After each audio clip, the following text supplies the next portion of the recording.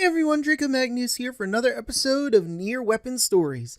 This time we're covering the Spear of the Usurper, or as it was known in Drakengard 1 and 2, Robber King. There should be the card up in the corner, where I will be covering, well, I already did cover both stories from both games, but without further ado, let's get started.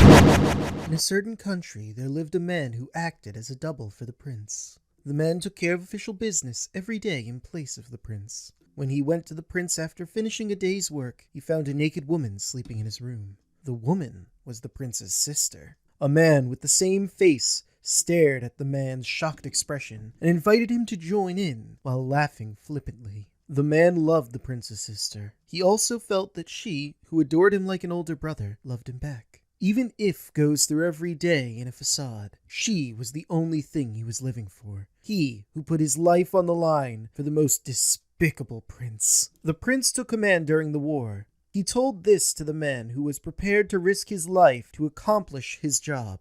If he managed to take the enemy commander's head, then the prince would let him sleep with his sister once. The man shoved a spear through the prince's mouth as he laughed flippantly. After the war, the prince made his sister his wife, and began to injure his own face and throat. He repeated his actions every time his sister called him Big Brother.